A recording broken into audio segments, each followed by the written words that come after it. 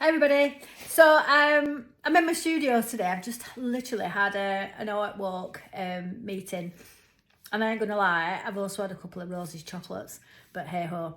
So this is a new painting that I'm working on currently. This one, some of you might have seen it, some of you might not have. So this is a new painting, loosely based on a little pond in Padiham. So when I did paint Padiham, I think it was last year, where I was situated, there was a huge tree, a said tree, beautiful, bright green, yellow sort of meadow in the distance, and then there was a pond in front of me, and I did a painting for Paint Padiham, and I liked the painting. I just felt like it was, I'd got too tight basically, so I've decided to paint over it. So underneath here, so underneath this painting is the original. Now I'm quite liking the solid structure of the orange that I've got here, and one of my aims for this year is to try and make art that's a little bit darker than I normally paint.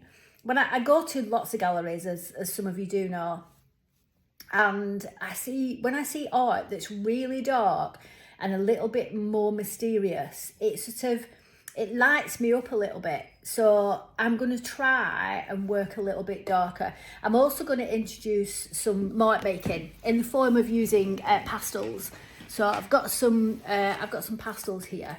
I have introduced a little bit of pastel work on this, just outlining a little bit. I've used black, and the reason why I've used black is to sort of bring that tree forward and knock everything back in the background. This section here, this green section there, is tissue paper, so I might introduce some more tissue, but for now I just thought you might like to watch me paint a little bit. But I'm just going to introduce some art making first, so I need to make sure that this stand is there correctly, and you won't be able to see me, but hopefully you'll be able to see the painting. So it's about how do you think, how do you work when you're working in pastels. It's quite hard really to think about mixing two mediums. We've already got some yellow ground here, so I thought, just to lighten things up, what I don't want to do, and there's always an area in a piece of a painting that you might have done where you think, I actually don't want to ruin that bit. The bit that I don't want to ruin right now is this bit here, because it's luscious and I absolutely love it. I've got this like pinky sort of glow. I don't know what's happened here, but I've got this little square somewhere. You probably can't see it. I might take a picture. And I've got a tiny little bit of yellow. But I want to introduce, because this is quite bright here, that area, I'm feeling like I want to introduce some yellow somewhere else. So I might pop a little bit of my yellow pastel on the side of these trees here, just literally to see what it does. And honestly, I don't get stressed out about doing stuff like this. I know that some people might do, but I actually don't. I just think things are there to be experimented on, and if this painting goes wrong, then it don't matter, does it? What does it matter? It's actually fine. I quite like it when things go wrong, because as artists we're actually problem solving constantly, and I don't think we realise how many problems we solve in a day. So I'm just going to introduce a little bit of this yellow up here. Yeah, I'm not doing a lot, and I'm not doing it all either. And I don't even know whether it's working yet or not. We'll see. I'm going to come down here as well. Is it working? I don't know. To put a few scratches in. Yeah, quite like a bit of scratching. I'm actually going to introduce a little bit under here as well. I don't even know what this is. Don't ask me what it is, because I have absolutely no idea. You might think, well, what is she doing? I instinctively sort of know what I'm doing because I'm an artist, but I think it's quite nice always not to know what you're doing. All right, and you can just tell now by looking at it, it's done something to it that it didn't have before. And this yellow is quite bright, really. So yeah, here we go. Right, I'm not going to touch that bit. I might bring this down here. This area here was quite bright. It was a really green, almost like the colour of my jumper, when I was painting. So it actually had some really nice marks on it.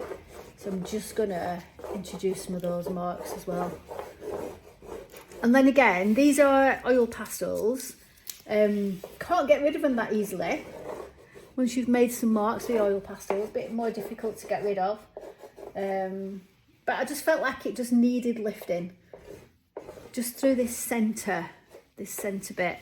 And I'm also going to add, I actually did paint, I don't know whether you can see it, we've got like a blue sort of band over there. So I might just add a little bit of that blue there just to lift that area as well.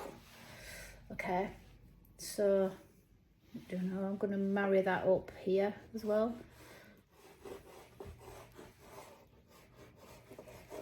Now this bit here, when I was painting, was water, to be honest. But that doesn't mean to say it has to stay as water. It can sort of be anything, really. I'm really loath as well to start putting in like I don't know, reeds and things, but I'm going to just hint at them here, just at this very bottom, and I'm going to do them in blue because this blue's working beautifully. I don't know what blue it is, but it feels like it's working quite nicely. I'm quite aware as an artist that I don't add a lot of mark making to my paintings, and I think it feels like a bit like I should do, really. So these lines are they're not amazingly well considered, but quite like sort of where they're going. And then they might disappear once I've started adding a bit of, I don't know, water, or like I might paint over them, and that's fine as well. It doesn't matter.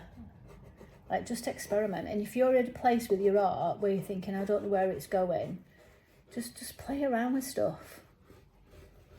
You know, there are rules in art making, because we know that, because I'm a teacher and I teach it, but the rules are made to be broken. They're not always meant to be staying in the same place. Oh, I don't know that I should have done that there. See, this is what we do as artists. We can literally do too much. Right, so now what I'm going to do is I've got a dirty sponge. I'm just going to maybe soften some of those edges off of this blue up here, so that those blue marks that I've made just literally disappear a little bit into the background. Yeah, so that they're not quite as stark, not quite as loud, for want of a better word. We're not rubbing them out, I'm just softening them. Okay.